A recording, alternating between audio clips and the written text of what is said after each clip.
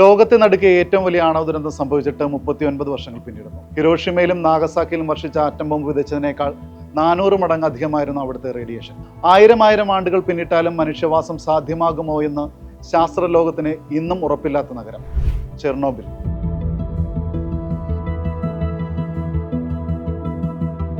Russia യുദ്ധക്കൊതിയുമായി യുക്രൈനിലേക്ക് ഇരച്ചെത്തിയപ്പോൾ മറ്റൊരു ആണവ ദുരന്തം കൂടി ലോകം കാണേണ്ടി വരുമോ എന്ന ഭീതികൾക്ക് അതിരില്ലായിരുന്നു.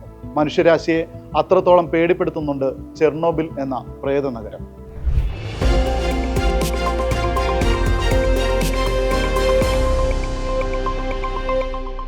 USSRന്റെ ഭാഗമായിരുന്ന യുക്രൈനിലെ പ്രിപ്യാത്ത് നഗരത്തിലായിരുന്നു ചെർണോബിൽ.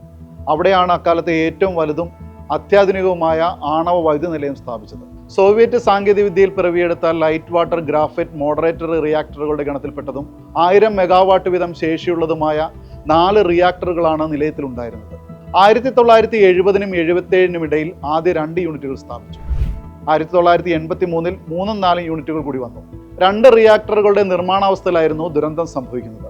1986 ഏപ്രിൽ 25 ആണവ വൈദ്യുത നിലയത്തിലെ 4ാമത്തെ റിയാക്ടറിൽ അറ്റകുറ്റപ്പണി നടത്താൻ നിശ്ചയിച്ചിരുന്നു. മാത്രമല്ല, നിലയത്തിലെ വൈദ്യുതി നിലച്ചാലും റിയാക്ടർ തണുപ്പിക്കാൻ കഴിയുമോ എന്ന് പരീക്ഷിക്കാനും തീരുമാനിച്ചിരുന്നു. അടിയന്തര ഘട്ടങ്ങളിൽ റിയാക്ടറുകളുടെ പ്രവർത്തനം നിർത്തേണ്ടി വരുമ്പോൾ ഇന്ധന അറയിലെ ചൂട് കുറയ്ക്കാനായി വെള്ളം പമ്പ് ചെയ്യുകയായിരുന്നു പതിവ്. റിയാക്ടറുകൾക്ക് ആവശ്യമായ കൂളിംഗ് നൽകുന്നതിനായി 22 സ്ക്വയർ മീറ്ററോളം കൃത്രിമ തടാകവും സൃഷ്ടിച്ചിരുന്നു. പക്ഷേ വാട്ടർ പമ്പുകൾ പ്രവർത്തിച്ചു തുടങ്ങാൻ 1.5 മിനിറ്റ് വേണ്ടിവരും. അതിനെ 30 സെക്കൻഡാക്കി കുറയ്ക്കാനായിരുന്നു പരീക്ഷണം. പക്ഷേ ശ്രമം പാളി. പവർ 200 മെഗാവാട്ടായി കുറഞ്ഞതോടെ നിലയത്തിന്റെ പ്രവർത്തനം താറുമാറായി. കൂളിംഗിനായി സജ്ജമാക്കിയിരുന്ന വാട്ടർ പമ്പുകളും പ്രവർത്തിക്കാതെയായി. റിയാക്ടറിലെ ജലം നീരാവിയായി മാറാൻ തുടങ്ങിയിരുന്നു. അതിനിടെ ഊർജ്ജോൽപാദനം വർദ്ധിച്ചു.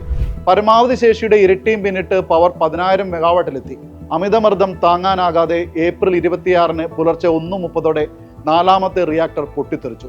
സ്ഫോടനത്തിൽ 2 പേർ തൽക്ഷണം മരിച്ചു. റിയാക്ടറുകൾ നിർത്തിവെക്കാനുള്ള ശ്രമങ്ങൾ വിജയിച്ചില്ല.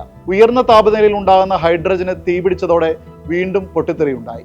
റിയാക്ടറിലെ 2000 ടൺ ഭാരമുള്ള ഉരുക്ക് കവചം തകർത്ത് റേഡിയോ ആക്റ്റീവ് പദാർത്ഥങ്ങൾ പുറത്തേക്ക് ചീറ്റി. ഉഗ്ര ആണവ വികിരണം ഉണ്ടാക്കുന്ന വസ്തുക്കൾ അന്തരീക്ഷത്തിലേക്ക് പ്രവഹിച്ചു.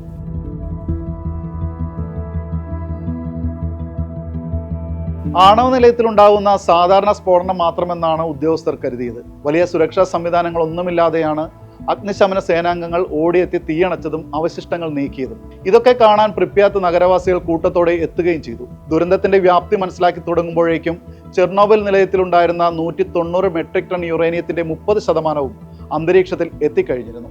അപകടം നടന്ന് 36 മണിക്കൂറിലാണ് ആണവ നിലയത്തിന് ചുറ്റുമുള്ള 10 കിലോമീറ്ററോളം എക്സ്ക്ലൂഷൻ സോണായി സോവിയറ്റ് യൂണിയൻ പ്രഖ്യാപിച്ചത്. പിന്നീട് അത് 30 കിലോമീറ്ററായി ഉയർത്തി. ആദ്യഘട്ടത്തിൽ 49,000 പേരെയും 2ാം ഘട്ടത്തിൽ 68,000 പേരെയും ഒഴിപ്പിച്ചു. അപ്പോഴേക്കും കാര്യങ്ങൾ കൈവിട്ടു പോയിരുന്നു. ആണവ വികിരണം നാടും നഗരവും കടന്നിരുന്നു. 500-ലേറെ ഗ്രാമങ്ങൾ അപകടാവസ്ഥയിലായി. ചെർണോബിലും പ്രിപ്യാത്തുമൊക്കെ വിട്ട് ജനം കൂട്ടത്തോടെ പലായനം ചെയ്തു. ഗുരുതരമായി പരിക്കേറ്റ 237 പേരെയാണ് ആദ്യം ആശുപത്രിയിൽ പ്രവേശിപ്പിച്ചത്. ഇവരിൽ 134 പേരിൽ അക്യൂട്ട് റേഡിയേഷൻ സിൻഡ്രോം ലക്ഷണങ്ങൾ ഉണ്ടായിരുന്നു. 3 മാസത്തിനുള്ളിൽ ഇവരിൽ 28 പേർ മരിക്കുകയും ചെയ്തു. വിവിധ കാലങ്ങളിലായി പിന്നീട് 14 പേർ കൂടി മരിച്ചു. റേഡിയേഷൻ മൂലം കുട്ടികളും കൗമാരക്കാരും ഉൾപ്പെടെ 6000 പേർക്ക് തൈറോയ്ഡ് ക്യാൻസർ ബാധിച്ചതായി 2005 കണ്ടെത്തിയിരുന്നു.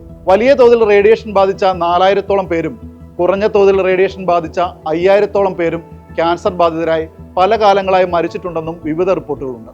എന്നാൽ ചെർണോബിൽ ദുരന്തത്തിന്റെ വ്യാപ്തിയോ മരണനിരക്കോ ഇനിയും കൃത്യമായി വിലയിരുത്തിയിട്ടില്ല. സോവിയറ്റ് യൂണിയൻ പറഞ്ഞതല്ല യഥാർത്ഥ കണക്കെന്നും 10,000 കൊല്ലപ്പെട്ടിട്ടുണ്ടെന്നുമാണ് റിപ്പോർട്ടുകൾ.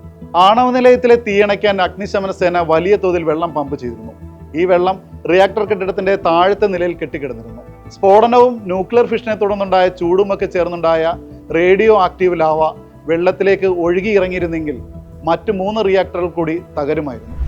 അങ്ങനെ സംഭവിച്ചിരുന്നെങ്കിൽ അത് മാനവരാശിക്ക് കരകയറാനാവാത്ത ദുരന്തത്തിൽ അവസാനിച്ചേനെ.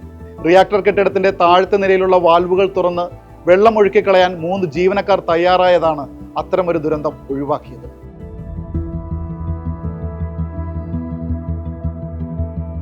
ആളും അനക്കവുമില്ലാത്ത പ്രേത നഗരമാണ് ഇന്ന് ചെർണോബിലും പരിസരവും. ആണവ ദുരന്തത്തിന്റെ ഭീതിപ്പെടുത്തുന്ന ശേഷിപ്പുകൾ അവിടെയുണ്ട്. ടൺ കണക്കിന് ആണവ മാലിന്യങ്ങളും ഡീകമ്മീഷൻ ചെയ്ത റിയാക്ടറുകളും അവിടെ തന്നെയാണ് സൂക്ഷിച്ചിരിക്കുന്നത്. അതിനായി കോടികളാണ് മുടക്കിയിരിക്കുന്നത്. പൊട്ടിത്തെറിച്ച റിയാക്ടർ 2016 നിർമ്മിച്ച ഉരുക്ക് കവചത്തിനുള്ളിലാണ്. റേഡിയേഷൻ മൂലമുണ്ടായ ആരോഗ്യ പ്രശ്നങ്ങൾ എത്ര തലമുറയെ വരെ ബാധിക്കുമെന്ന കാര്യത്തിലും പഠനം തുടരുകയാണ്. റേഡിയേഷൻ തോത് നിരന്തരം നിരീക്ഷിക്കുന്നുമുണ്ട്. ശുചീകരണ പ്രവർത്തനങ്ങളും റേഡിയേഷൻ നിയന്ത്രിക്കാനുള്ള ശ്രമങ്ങളും 2065 വരെയെങ്കിലും തുടരേണ്ടി വരുമെന്നാണ് പറയപ്പെടുന്നത്. ഒരു നാടിനെ തകർക്കാൻ ശേഷിയുള്ള അണുബോംബായാണ് ചെർണോബിൽ ഇപ്പോഴും തുടരുന്നത്. ദുരന്ത നഗരത്തിലെ മേൽമണ്ണ് നീക്കിയാൽ പോലും ആണവ മാലിന്യങ്ങൾ പുറത്തെത്തും. വായുവുമായോ ജലവുമായോ അവ കലർന്നാലുണ്ടാകുന്ന അപകടം പ്രവചിക്കാനാവില്ല.